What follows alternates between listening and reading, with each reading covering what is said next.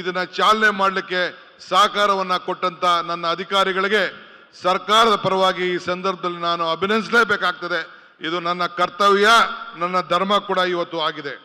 ನಾನು ಆಗಾಗ ಒಂದು ಮಾತು ಹೇಳ್ತಾ ಇರ್ತೇನೆ. ಇವತ್ತು ನಮ್ಮ ಇದೊಂದು ದೊಡ್ಡ ಸಾಧನೆ ವಿಚಾರ.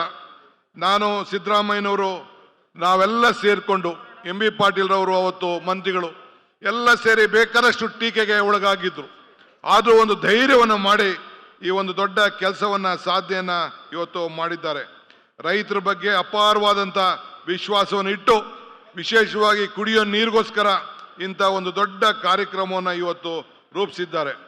ನಾನು ಆಗಾಗ ಹೇಳ್ತಾ ಇರ್ತೀನಿ, ಇವತ್ತು ಛಲ ಇರಬೇಕು. ಅವಕಾಶಗಳು ನಿಮಗೆ ಮನೆ ಬಾಗಿಲಿಗೆ ಸಿಗುವುದಿಲ್ಲ. ನೀವೇ ಅವಕಾಶಗಳನ್ನು ಸೃಷ್ಟಿ ಮಾಡಿಕೊಂಡು ಸಾಧನೆಯನ್ನು ಈ ಸಂದರ್ಭದಲ್ಲಿ ಮಾಡಿಕೊಳ್ಬೇಕು.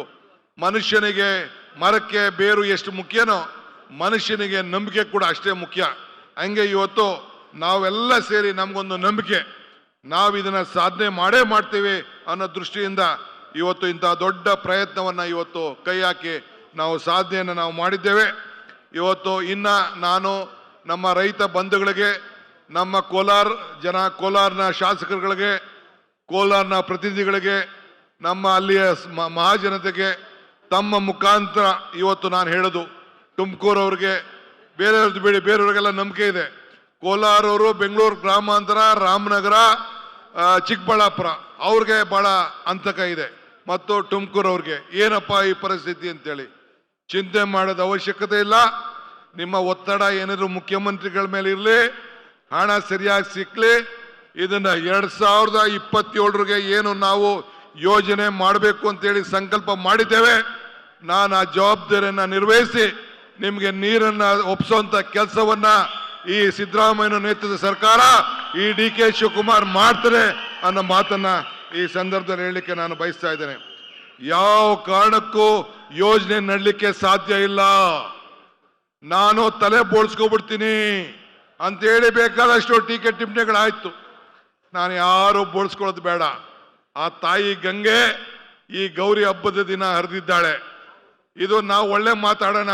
ಬಸವಣ್ಣವ್ರು ಹೇಳಿದ್ದಾರೆ, ನುಡಿದಂತೆ ಮುತ್ತಿನ ಆರದಂತೆ ಇರಬೇಕು ಅಂತ ಒಳ್ಳೆ ಮಾತುಗಳನ್ನ ಆಡೋದ. ನಾನು ಯಾವ ಟೀಕೆಗೂ ಉತ್ತರ ಕೊಡ್ಲಿಕ್ಕೆ ನಾನು ತಯಾರಿಲ್ಲ. ನನ್ನ ಉತ್ತರ ಎಲ್ಲ ವಿಧಾನಸೌಧದಲ್ಲಿ. ನಿಮ್ದು ಏನೇನು ಪ್ರಶ್ನೆ ಇದೆ ನನ್ನ ವಿರೋಧ ಪಕ್ಷದ ಸ್ನೇಹಿತಗಳು ಅಲ್ಲಿಗೆ ಬನ್ನಿ, ಎಲ್ಲ ಉತ್ತರಗಳನ್ನು ಕೊಡ್ತೇನೆ. ಅದಕ್ಕೆ ಇವತ್ತು ಎಲ್ಲ ನಿಮ್ಮ ಕಣ್ಣುಗಳು ಸಾಕ್ಷಿ, ನಿಮ್ಮ ಕ್ಯಾಮ್ರಾಗಳು ಸಾಕ್ಷಿ. ಆದ್ರಿಂದ ಟೀಕೆಗಳು ಬೇಕಾದಷ್ಟು ಬರ್ತಾ ಇದೆ. ಈಗ ಅನೇಕ ಸಂದರ್ಭದಲ್ಲಿ ನೀರು ಇವತ್ತು ನೋಡ್ತಾ ಇದ್ರಿ, ಕುದಿಯೋರು ಕುದೀತಾ ಇದ್ದಾರೆ, ಉರಿಯೋರು ಉರ್ಕೊಳ್ತಾ ಇದ್ದಾರೆ. ನಮ್ಮ ಪಾಡಿಗೆ ನಾವು ಕೆಲಸನ ನಾವು ಮಾಡ್ತಾ ಇದ್ದೇವೆ. ಸೊ ಆದ್ರಿಂದ ನಾವು ತಲೆ ಕೆಡಿಸ್ಕೊಳಕ್ ಹೋಗೋದಿಲ್ಲ.